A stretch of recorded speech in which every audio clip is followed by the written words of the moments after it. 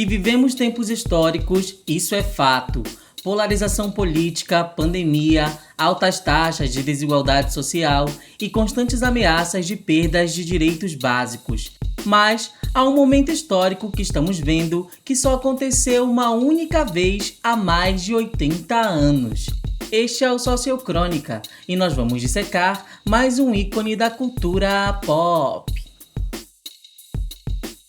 Quando o Show das Poderosas se tornou o videoclipe mais visto do YouTube Brasil em 2013, batendo 1 milhão de visualizações em uma semana, foi um sinal de que Anitta não veio para brincar. Ela superaria a si mesma no ano seguinte com um videoclipe batendo a mesma média, mas em 24 horas. Já em 2015, se tornou a primeira brasileira no primeiro lugar do Spotify, enquanto desbancava Ed Sheeran no iTunes como a mais ouvida no Brasil. Claro, as plataformas eram recentes no país, mas, tendo em vista como até hoje somos os maiores consumidores de música estrangeira, aquilo significou várias coisas, mas talvez a mais importante delas era de que a música pop nacional nunca mais seria a mesma. Até então, a nossa concepção de música pop era totalmente estadunidense, e nem lá existe um consenso do que é pop, sendo o gênero muitas vezes atrelado a questões raciais e sociais. Aqui, desde os anos 70, temos a MPB para definir música popular, que de popular nunca foi. Uma vez que não bombava nas rádios, não vendia discos e era consumida por uma maioria universitária e de elite, segundo Tom Leão na coluna A História Secreta do Pop Brasileiro de 2020. Assim, quando pensamos em pop nacional, nos vêm nomes como Kelly Key, Sandy Júnior ou bandas como Ruge e KLB, fortemente influenciados pelo pop dos anos 90 e 2000, sejam em seus clipes e visuais. O surgimento da MTV e seu espaço no Brasil fortaleceu a ideia de um pop voltado para os jovens, agora brincando com o rock, com o sucesso de bandas como NX0, Fresno ou Restart. Mas em meados de 2010, quem dominava o cenário era o sertanejo universitário, e não havia ali uma preocupação do gênero no quesito visual ou videoclipes. Até o surgimento de Anitta e suas produções bem elaboradas, como o mega hit Bang ou Essa Mina é Louca, criando então um novo nível de investimento e apreciação audiovisual nunca visto por aqui, e que abriu espaço para que hoje tenhamos videoclipes como os de Isa, Glória Groove, Pablo Vittar ou o futurista Nem Um Pouquinho de Duda Beat, que em nada deixam a desejar comparados com os de fora, estabelecendo um alto padrão de concorrência. Ainda em 2014, Anitta recebeu sua primeira indicação ao Grammy Latino e se tornou a cantora brasileira mais jovem a se apresentar lá. E em 2015, foi a primeira brasileira a vencer vários prêmios na MTV e Europa. Não deveria ser surpresa então que sua carreira tenha ido naturalmente para o exterior, o que logo gerou críticas do Brasil. Anitta não foi a primeira daqui a desejar e tentar fama internacional, e obviamente não foi a primeira a conseguir.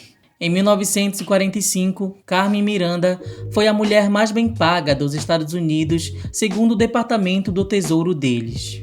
Ela é, até hoje, a única brasileira com uma estrela na calçada da fama, mesmo nascida em Portugal.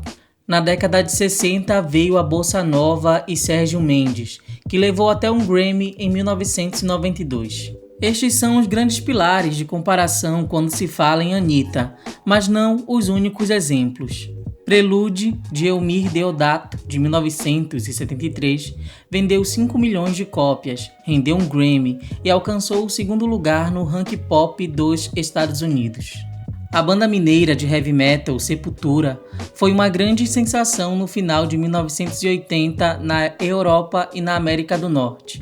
E pouco antes de Anitta, a banda Cansei de Ser Sexy, entre 2005 e 2008, lançou hits internacionais e entrou em charts cobiçados, como a Billboard 200. O que todos têm em comum?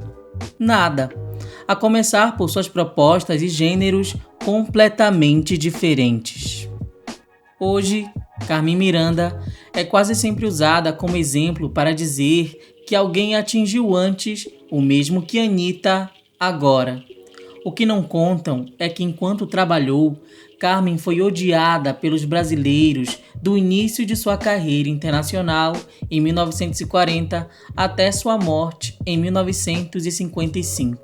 Quando popularizou o samba em seus shows, os brasileiros se sentiram revoltados e diziam não estar sendo representados, acusando Carmen Miranda de exagerada e sem talento. Isso porque o samba não era música de elite, e sim o som da periferia do Rio de Janeiro. Mesmo quando conquistou as telonas de Hollywood, ela foi severamente criticada, até por rebolar demais, como mostram trechos da revista Cena Muda a partir de 1943.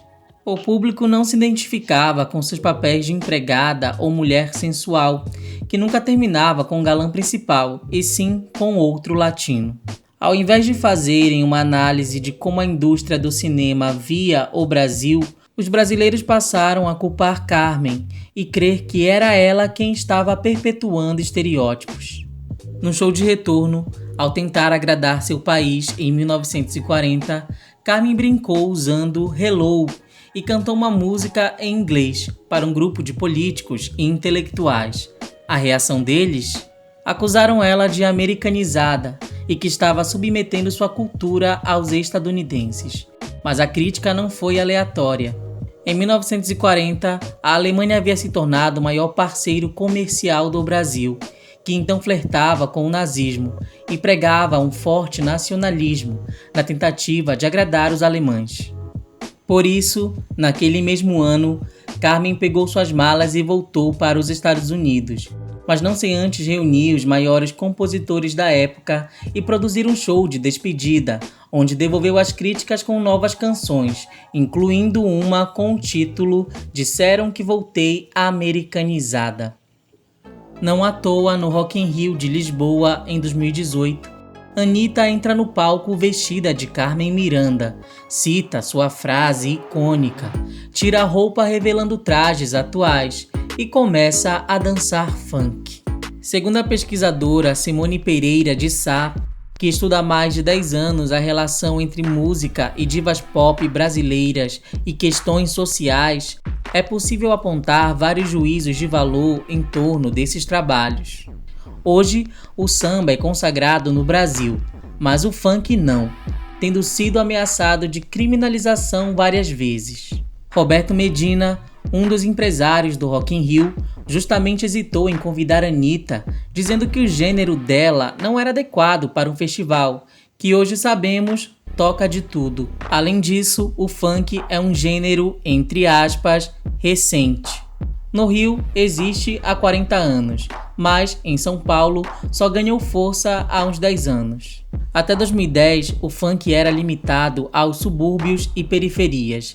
Existiam muitas restrições econômicas, preconceito e gestão policial, diz Miller Santos, diretor do GR6 Empresa Musical. Tudo isso, segundo Fábio Mariano, professor e especialista em sociologia do consumo, gera a impressão de que, onde tem funk, tem criminalidade, tem ausência de segurança, fica na cabeça de todos. O que talvez explique a fala de Rick Bonadio sobre o Grammy de 2021, diante da apresentação de Cardi B, e o fato de ela ter usado um funk brasileiro.